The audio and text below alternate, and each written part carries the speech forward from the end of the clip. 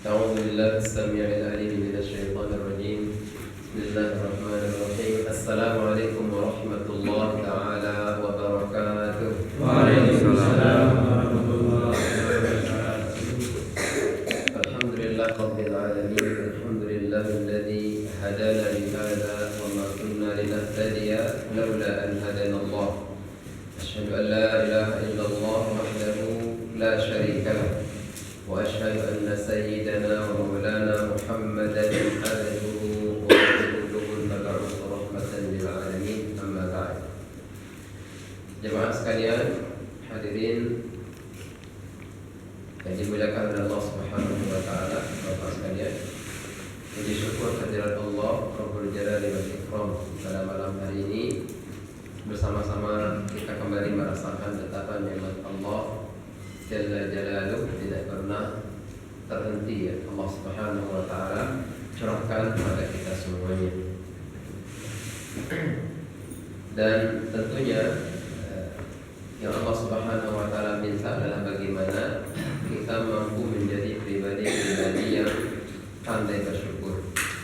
Maka semoga hadirnya kita di tempat ini malam hari ini, rukuknya kita tadi, takbirnya kita tadi, sujudnya kita tadi, bahkan rangkaian doa yang tadi kita lafazkan menjadi pertanda bahwa kita mensyukuri nikmat Allah Subhanahu wa taala. Amin.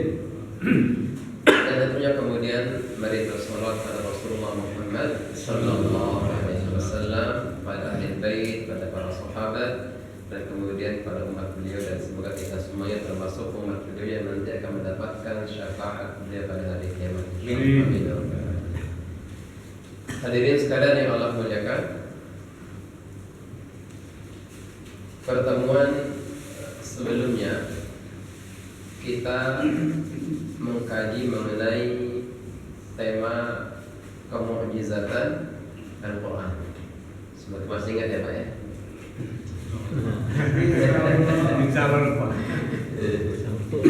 Kemukjizatan.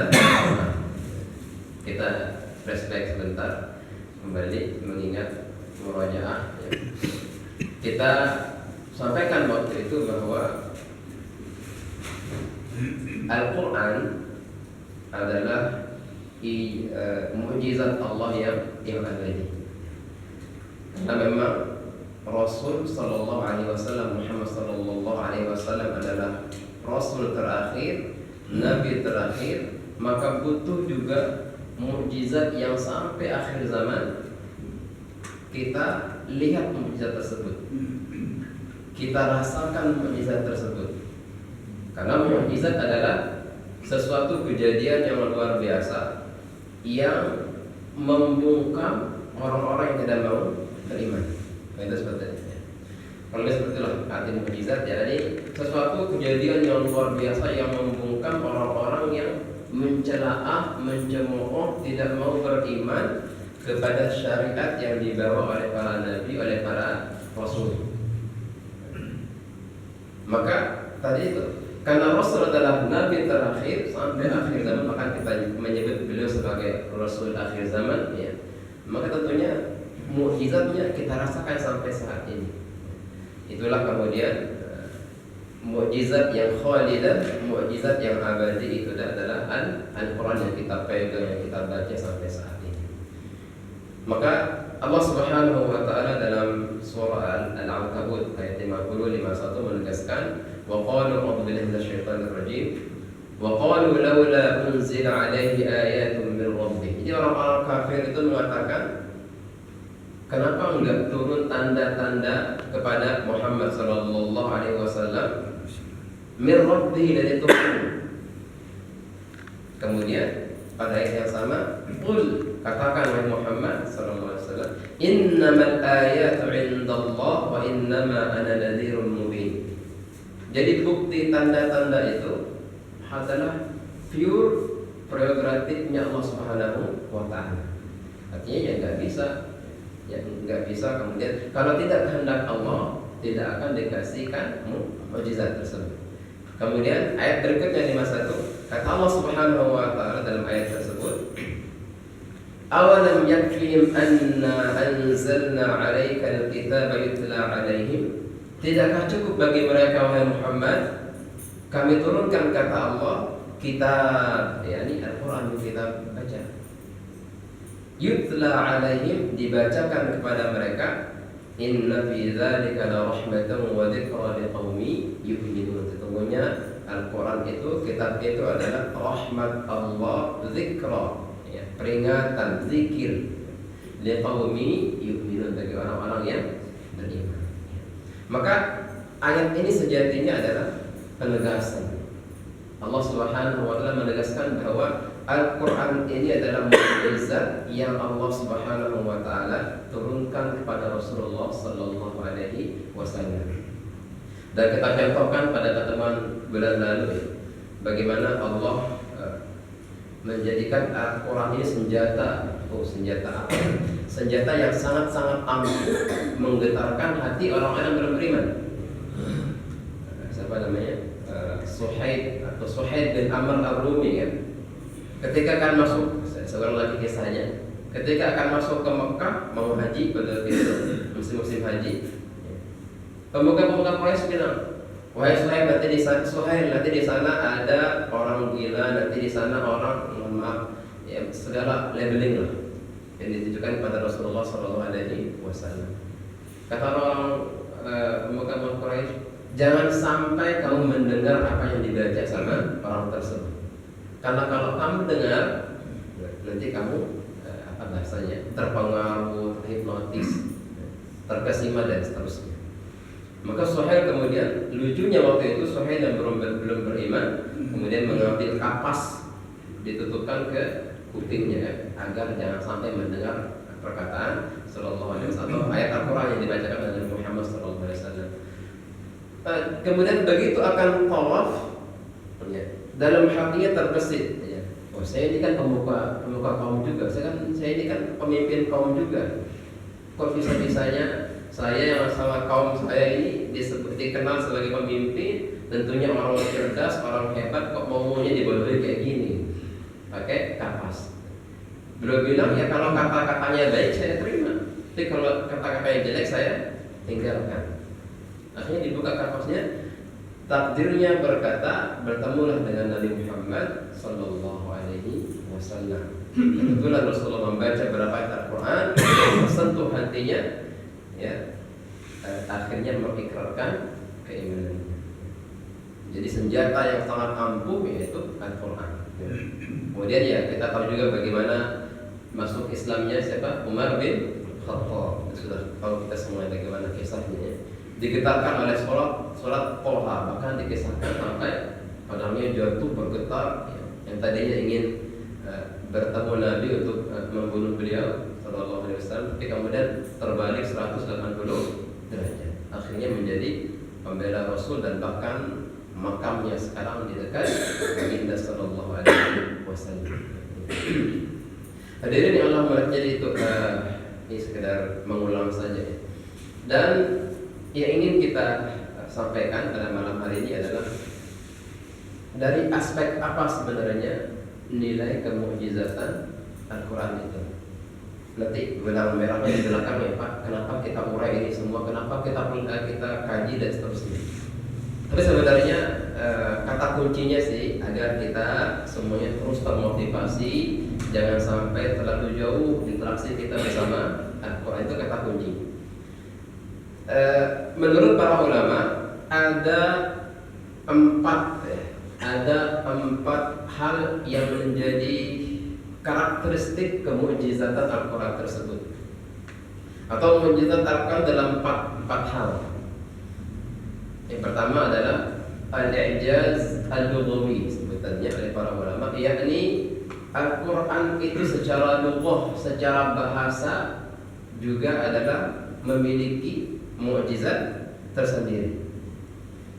Orang Arab waktu itu, orang-orang Quraisy, kafir Quraisy, macam-macam cara labeling mereka kepada Nabi Sallallahu Alaihi Wasallam. Kadang-kadang mereka menyebut Nabi itu adalah seorang penyihir, sahir. Kadang-kadang mereka menyebutnya sebagai kahin, dukun. Kadang-kadang sebagai pendongeng, asatirul awwalin, macam-macam. Ya.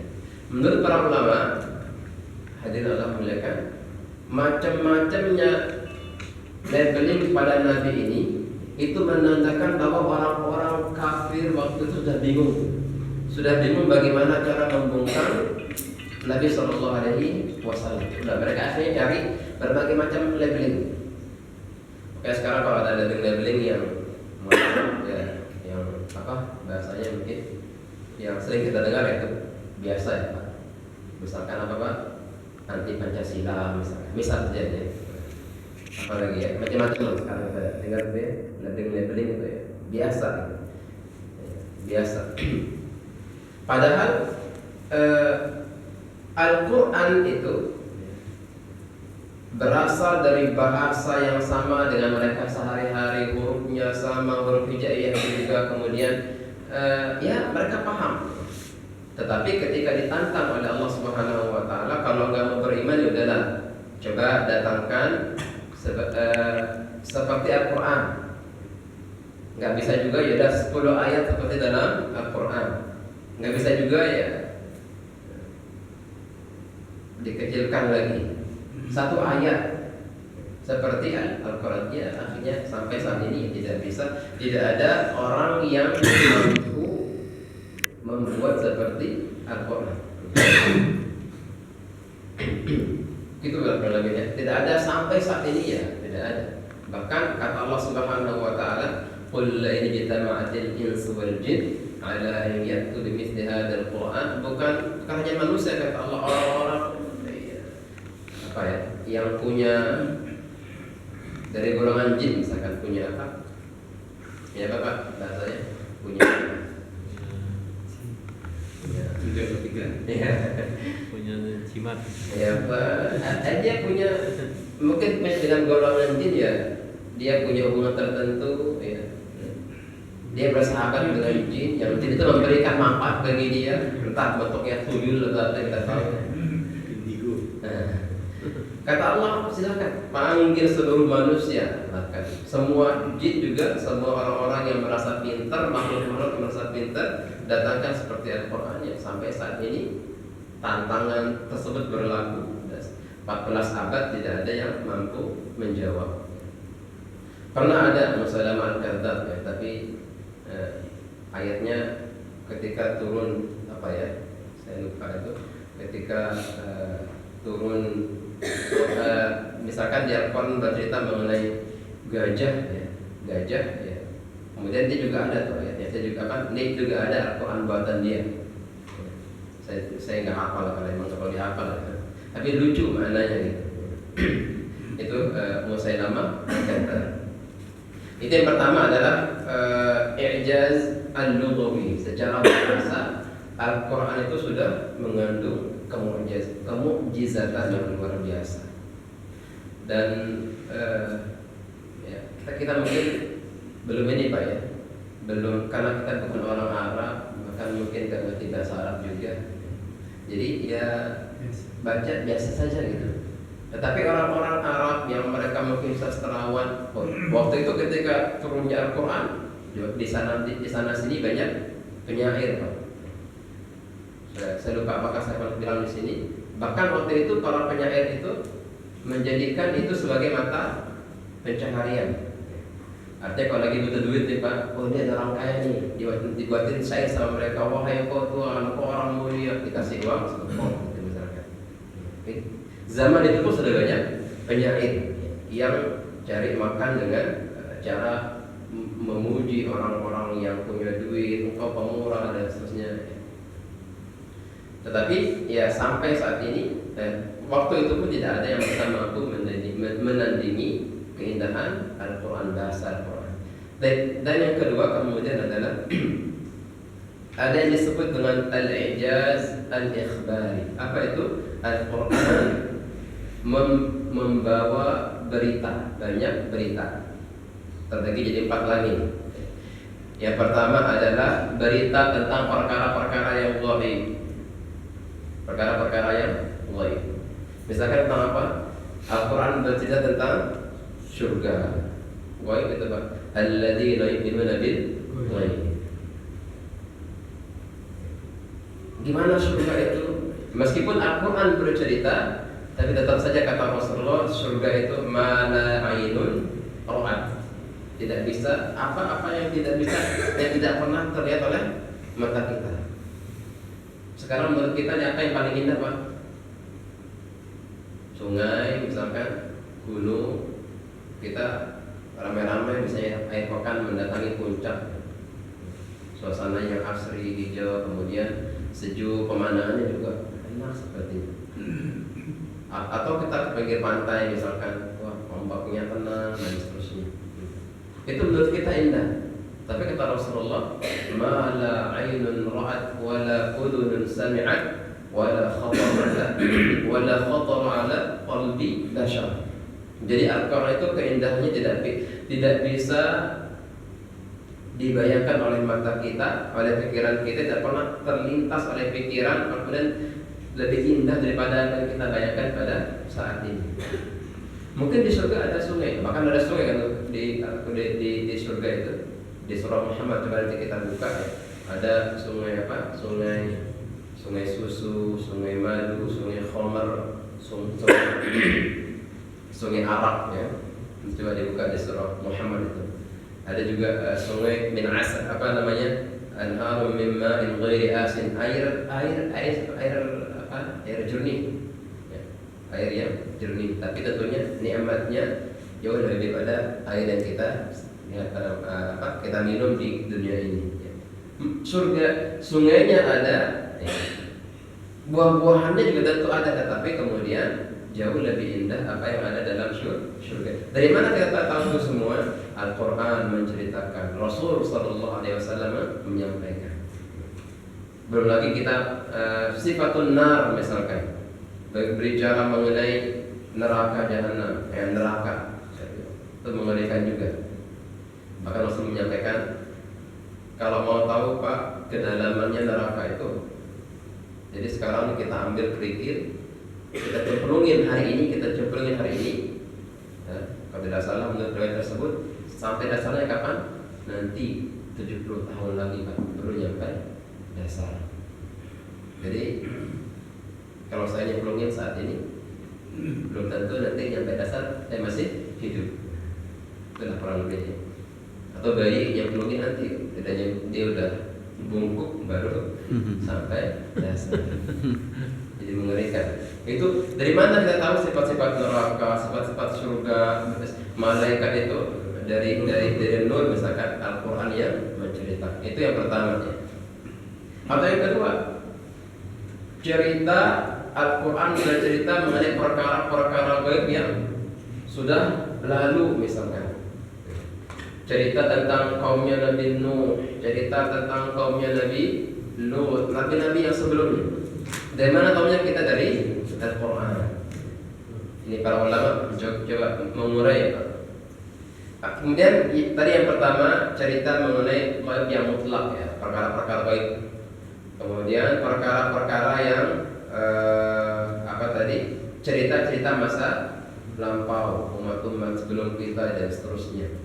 Dan yang ketiga kemudian adalah, ini juga masuk poin penting, Al-Quran bercerita mengenai kejadian-kejadian yang akan terjadi pada masa yang akan datang.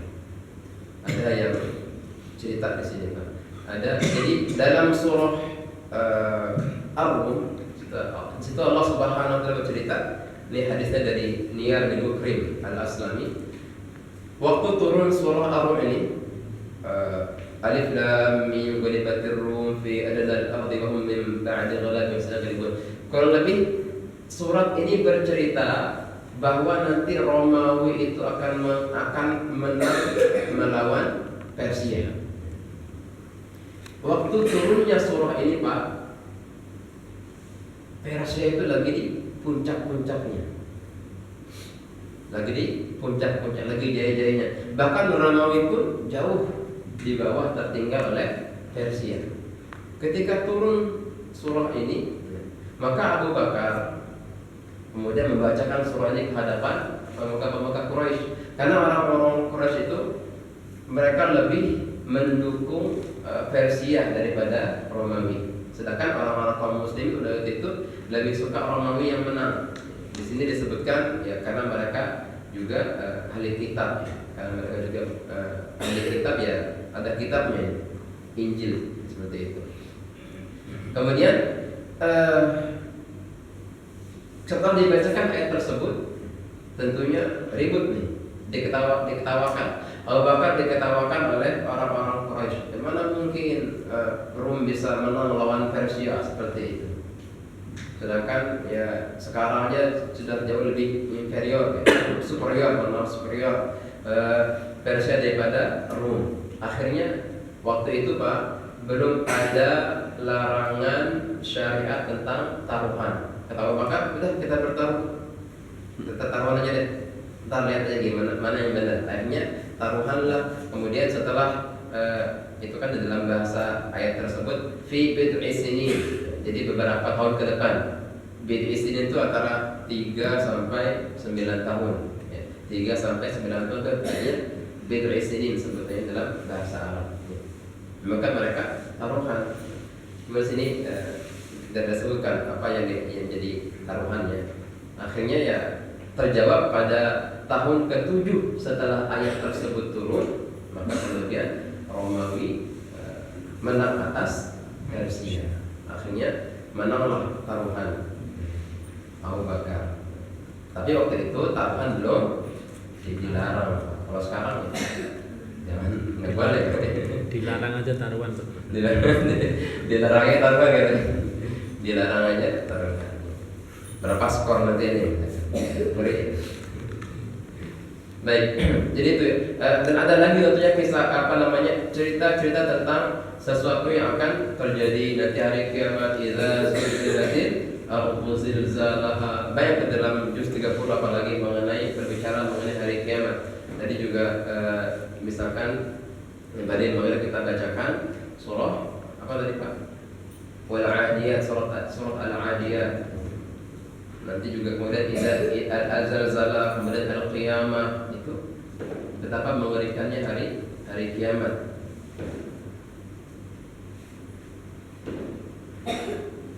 Baik. Kemudian yang tadi yang ketiga, yang keempat adalah ini juga perlu kita tadabbur lebih dalam. Al-Quran juga bercerita mengenai apa-apa yang kita sembunyikan dalam hati kita, dan itu tidak ada seorang pun yang tahu kecuali Allah. Bahkan Sallallahu Alaihi Wasallam dan Muhammad pun tidak tahu kecuali atas wahyu yang diberikan kepada beliau. Misalkan apa? Mana sifat kemunafikan, misalkan sifat kemunafikan itu tidak ada yang tahu. Tidak ada yang tahu, bahkan sahabat di samping kita pun tidak ada yang tahu sifat kemunafikan tersebut. Kalau ciri-cirinya mungkin Allah sebutkan di dalam surah Taubah, dalam surah Al-Ma'un, alladzina wa yamna'una al-ma'un, atau misalkan apa yang sebelumnya alladzina hum yura'un. Kalau mereka salat misalkan mereka riya dan seterusnya, tidak murni kan Allah Subhanahu wa taala. Tapi kita enggak tahu apakah dia di atas. Tidak, kita enggak tahu. Maka itu adalah salah satu kemukjizatan Al-Qur'an yang Al-Quran hanya menyebut ciri-cirinya saja. Misalkan dalam bahasa hadis Nabi Sallallahu Alaihi Wasallam, sesungguhnya salat yang paling berat bagi orang-orang memiliki nifak atau menafikan itu adalah salat subuh dan salat isya. Rasulullah seandainya kita tahu apa yang ada pada salat tersebut, la atauhuma walau habawan, kita akan datang meskipun dalam keadaan melengkap. Jadi kalau kita renungi kata-kata tersebut, walau alam ya, gimana besarnya fadilahnya, kemudian bagaimana kita tidak bisa tergetar hati kita ya. Kalaupun kita tahu apa yang ada dalam sholat tersebut, la atau huma walau habba, kita melengkap pun kita akan mendatangi sholat tersebut. Itu hanya diungkap ciri-cirinya saja. Atau juga banyak di situ ungkap ciri-ciri orang yang munafik dan seterusnya. Dan hadirin yang Allah muliakan, yang ketiga adalah kemukjizatan Al-Quran itu datang dari apa? Dari syariat yang diturunkan melalui Al-Quran itu sendiri. Mohon maaf, jadi apa ya? Kesimpulan para ulama bahwa semua syariat pasti ada maslahatnya untuk kita semua. Inilah kemudian yang disimpulkan melalui maqasidus syariah. Ada lima tujuan syariat yang diturunkan. Yang pertama, hifzuddin, menjaga agama. Makanya nggak boleh orang sembarangan masuk agama misalkan, nggak boleh, karena dia mempermainkan agama. Itu kalau mau Islam, inilah konsekuensinya. Kalau nggak mau ya la ikraha fiddin, nggak apa-apa. Hifzun nafs, menjaga jiwa. Maka dalam Islam kemudian ada larangan untuk saling menumpahkan darah seperti itu. Hifzul aql, menjaga akal. Maka kemudian kita dilarang untuk meminum minuman keras ataupun mengkonsumsi sesuatu yang bisa menghilangkan akal kita, ya narkoba misalkan, atau zat-zat adiktif lainnya yang mampu merusak akal kita. Karena kemudian kalau itu rusak akal kita, ya maka kemudian akan merusak juga cara kita mempertimbangkan sesuatu. Mungkin apa pernah dengar ya cerita salah seorang yang diuji oleh Allah Subhanahu wa taala. Nanti dibaca lagi bagaimana siapa nama orang tersebut. Tapi intinya adalah dia disuruh memilih antara berzina, membunuh atau minum khamr. Karena menurut dia nggak mungkin saya berzina, alhamdulillah, nggak mungkin saya berzina gitu. Apalagi membunuh. Kemudian menurut dia bahwa minum khamr inilah yang paling ringan nih. Minum khamr yang paling ringan. Akhirnya diminumlah khamr tersebut, dia mabuk, akhirnya mabuk hilang akal pastinya Pak ya. Kemudian ada perempuan di situ akhirnya berzina, ada anak-anak ini khawatir ketahuan berzina, dibunuhlah anak tersebut. Jadi lengkap 3 dosa besar dia lakukan. Awalnya apa? Ya karena awal sudah kehilangan akal, tidak berpikir, mempertimbangkan sesuatu dan seterusnya. Dan kita lihat ya, dan begitu lihat, bahkan kalau kita membaca riset ya, di beberapa negara yang apa namanya itu mirasnya itu dihalalkan, tentunya bagi yang sudah dewasa menurut mereka ya, dilegalkan ya, maka di situ sudah pasti banyak kejahatan, entah perampokan, entah macam-macam, karena memang inilah gembong kejahatan itu ya, hilangnya akal manusia tersebut. Dan kemudian hifzul ardi, ya menjaga kehormatan ya, dan terakhir adalah hifzul mal, menjaga harta. Maka dilarang mencuri, korupsi dan seterusnya. Jadi ini secara syariat Al-Quran disimpulkan oleh para ulama membawa 5 maslahat tadi. Bahkan Islam secara umum membawa 5 maslahat tadi, menjaga agama dan seterusnya. Dan terakhir, hadirin yang Allah muliakan, adalah Al-Quran itu juga mengandung kemukjizatan secara ilmi ataupun sains. Banyak sekali sains yang baru terungkap di zaman modern saat ini, tahu-tahu sudah pernah disinggung oleh Al-Quran.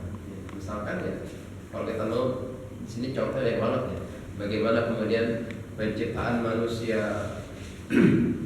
dan bagaimana kemudian apa itu ilmu astronomi dan seterusnya. Terlalu banyak kalau kita mau sebutkan satu persatu. Hadirin yang Allah muliakan, sebagaimana tadi yang saya sampaikan bahwa mengapa kita perlu mengkaji hal-hal ini ya. Ini sebenarnya ya dikaji di kuliah-kuliah ya Pak. Tapi kita perlu tahu juga bahwa Al-Quran ini juga ada poin-poin itu ya karena memang agar menguatkan komitmen kita untuk tetap terus berinteraksi bersama Al-Quran. Ada sebuah hadis ya Pak yang cukup sering kita dengar. Jadi kata Rasulullah SAW ada dua pilihan, Pak. Ada dua diksi yang Nabi SAW gunakan untuk menyebutkan betapa harusnya kita dekat bersama Al-Quran. Yang pertama, kita harus menjadi ahlinya Al-Quran. Kata Sallallahu Alaihi Wasallam, Muhammad Sallallahu Alaihi Wasallam, Inna lillahi ahlina minan nas. Kata beliau, sesungguhnya Allah itu punya keluarga dari golongan manusia. Kata para sahabat, siapa mereka ya Rasulullah? Qala sallallahu alaihi wasallam, ahlul Quran hum ahlullahi wa khassatuhu. Jadi orang-orang yang ahlul Quran, mereka adalah keluarganya Allah Subhanahu wa taala. Ini kita koreksi sedikit. Dalam hadis ini Nabi Shallallahu Alaihi Wasallam menggunakan orang yang baik, interaksinya bersama, tanggung jawab, dan pastinya ada kasih sayang dalam hati kita. Makanya hadirin Allah muliakan, berarti menurut Ustaz Hasid ya, dan para masyayikh Quran yang sampai sekarang masih tetap berkiprah ya dalam Al-Quran, ada di dalam mencetak buku-buku, melahirkan buku-buku bicara mengenai Al-Quran. Beliau bilang, jadi orang-orang yang dekat bersama Al-Quran itu ibarat keluarganya Allah Subhanahu wa taala. Tadi kita sampaikan keluarga itu pasti ada cinta di situ, ada sayang di situ. Maka insya Allah orang-orang tersebut akan dicintai oleh Allah Subhanahu wa taala. Ini poin penting, Pak. Poin mungkin bisa menjadi motivasi utama bagi kita semuanya. Kenapa kita membaca Al-Quran? Ya karena kita ingin menjadi keluarganya Allah. Kenapa menjadi keluarganya Allah? Tadi kita katakan keluarga itu ada cinta di situ, ada sayang di situ. Maka kita juga ingin dicintai Allah Subhanahu wa taala. Qiyamul Lail misalkan, kita mau menjadi makhluk yang dicintai Allah melalui Qiyamul Lail. Kadang-kadang kita pulang kerja 10 malam, ya Pak. Tidur pun bangun subuh aja, alhamdulillah. Kalau capek mungkin seharian kerja. Kalau belum bisa kita mencari cinta Allah melalui Qiyamul Lail, kita berusaha melalui Al-Quran. Infak, sedekah misalkan. Kita juga, mohon maaf, mungkin kita juga merasa kekurangan. Kalau tidak bisa mendapatkan meraih cinta Allah melalui infak, sedekah, ya mari bersama-sama kita cari cinta Allah melalui tilawatil Quran. Tadi saya ikut pelatihan atau kajian lah di Cibinong. Jadi ustaznya bercerita mengenai firman Allah dalam surah Al-Furqan. Ketika Rasul Sallallahu Alaihi Wasallam itu mengeluh, tanda kutip mengeluh pada Allah Subhanahu Wa Taala. Wa qala ar-Rasul ya Rabbi inna qaumi ittakhadhu hadzal Qur'ana mahjura. Rasul bilang, ya Allah, sesungguhnya kaumku ini menjadikan Al-Quran sebagai sesuatu yang ditinggalkan. Artinya ya kaumku meninggalkan Al-Quran. Ada yang menarik dari Ustaz yang tadi menyampaikan. Beliau bilang, bahkan para ulama ada yang mengatakan bahwa termasuk meninggalkan Al-Quran adalah tidak membaca Al-Quran dalam satu hari. Ini mengerikan ya Pak. Mengerikan ya. Jadi maka tadi saya sampaikan di awal, benang merahnya malam hari ini adalah jangan sampai kita tidak atau meninggalkan Al-Quran bahkan dalam satu hari kalau bisa. Ya tinggal berapa yang dibaca ya silahkan. 1 juz, alhamdulillah, luar biasa. Itu sudah capaian dalam hidup kita hari itu yang sudah luar biasa. Best. Masya Allah. Berarti kalau 1 juz berarti 1 bulan sudah khatam. Itu biasanya kalau enggak Ramadan ya nggak bisa.